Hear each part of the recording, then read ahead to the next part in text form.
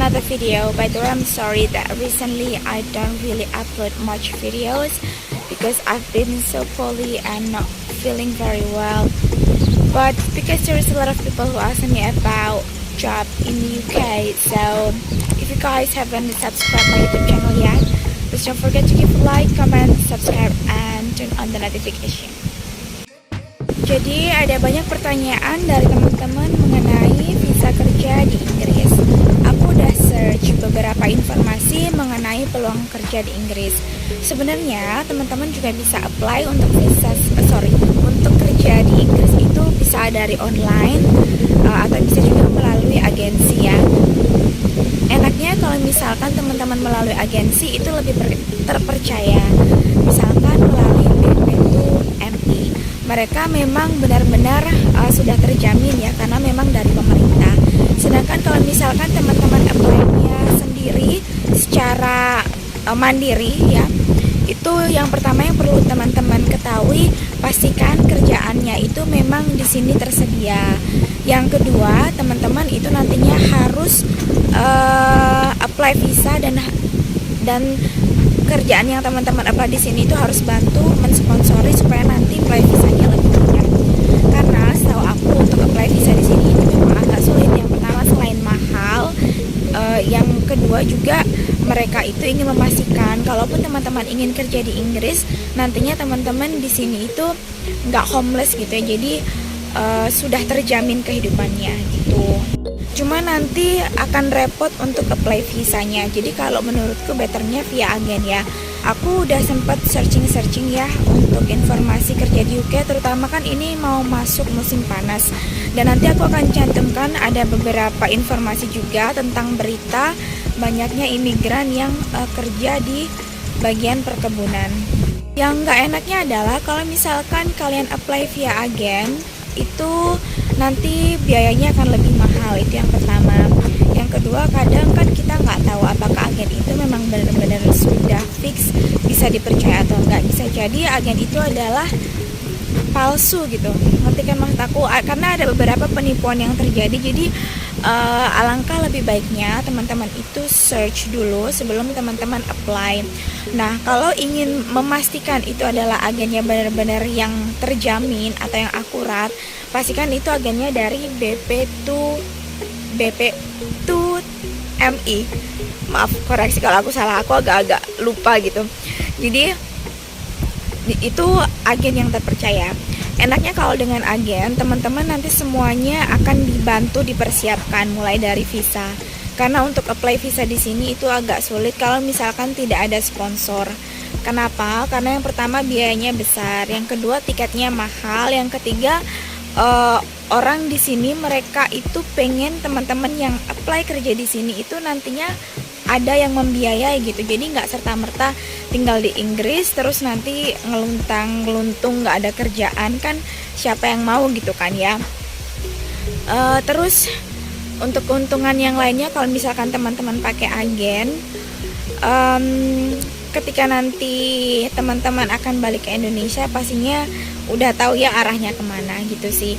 Nah, kalau misalkan teman-teman ingin cari kerja sendiri yang di luar dari agen, itu juga bisa. Cuma nanti susahnya pada saat apply sponsor.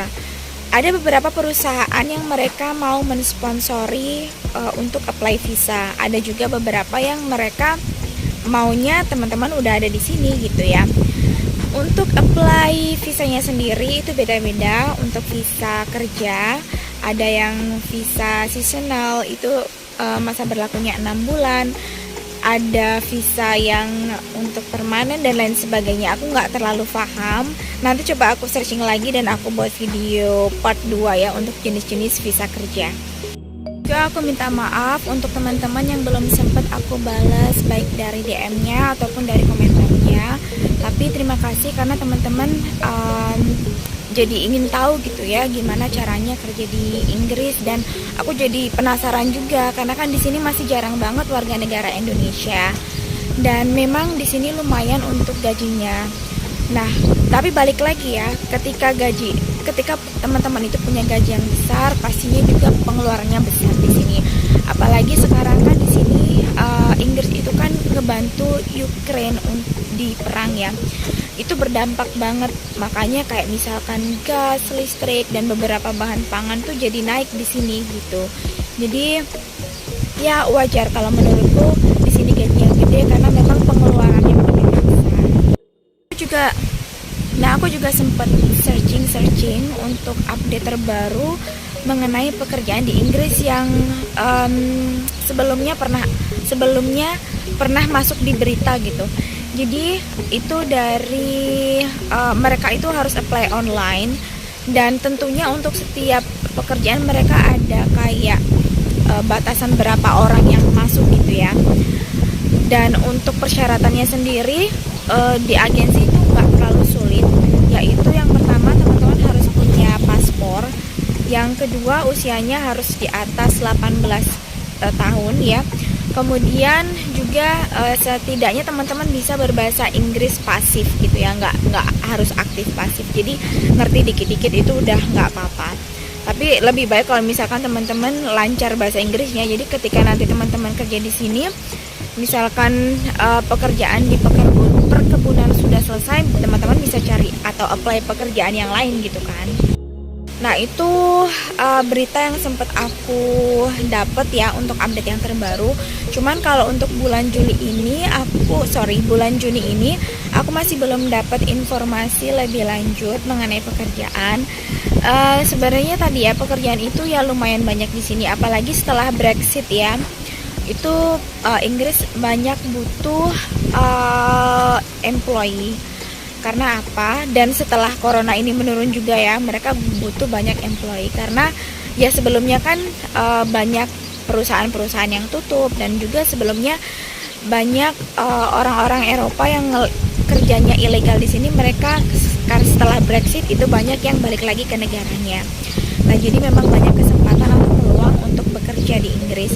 Cuma ya tadi yang pertama pastikan teman-teman itu dokumennya lengkap, dan juga teman-teman seenggaknya bisa berbahasa Inggris secara pasif gitu. Satu lagi, kemarin ada pertanyaan mengenai apakah visa student itu bisa untuk bekerja di Inggris. Nah, setelah aku searching, jadi aku dapat informasi bahwasanya untuk visa student itu bisa digunakan untuk bekerja di Inggris, tapi bukan yang full time ya, melainkan yang part time. Itu untuk visa yang visa student. Dan untuk visa student sendiri itu ada dua golongan, aku cek ya, yang dia dari EU dan non EU. Kalau untuk yang dari EU itu mereka memang bisa full time, tapi untuk yang non EU kayak misalkan Indonesia ini kan nggak termasuk ke dalam negara Uni Eropa, jadi harus butuh visa student yang tier 4. Nanti di situ akan dicantumkan bahwasanya teman-teman sebagai mahasiswa bisa bekerja paruh waktu atau bisa sebagai volunteer juga gitu.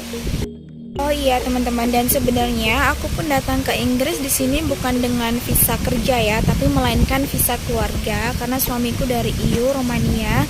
Jadi memang lebih dipermudah. Dan kalau misalkan teman-teman ingin tahu untuk cara bikin visa keluarga, itu aku udah ada pernah bikin videonya, nanti aku cantumin ya untuk linknya juga bagaimana cara buat visa keluarga. Dan untuk detail cara buat visa kerja, nanti aku coba search lagi di video selanjutnya untuk jenis-jenis visa kerja apa aja yang bisa teman-teman apply di sini begitu. Jadi itulah beberapa informasi yang aku dapatkan setelah aku searching. Kalaupun ternyata ada beberapa informasi yang kurang ataupun yang salah, teman-teman bisa kasih komentar di bawah ya, bisa dikoreksi ya, namanya juga manusia, tidak luput dari kesalahan. Dan kebetulan aku lagi ada di luar karena aku tadinya tuh mau ambil obat ke farmasi, cuma karena aku harus nunggu sampai jam 3, jadinya aku jalan dulu ini di area kanal. Nah ini tadinya sih cuacanya agak cerah, tapi sekarang agak mendung. Jadi cukup sekian ya untuk video kali ini. Dan untuk teman-teman yang masih ingin tahu atau ingin tanya-tanya yang lain, coba komen di bawah, siapa tahu nanti aku bisa searching dan bantu jawab pertanyaan dari teman-teman. Dan untuk teman-teman yang belum yang belum subscribe atau like, jangan lupa untuk subscribe-nya. Yang untuk teman-teman yang udah subscribe, terima kasih karena teman-teman masih setia menonton video aku. Dan jangan lupa juga untuk tonton video selanjutnya. Thank you.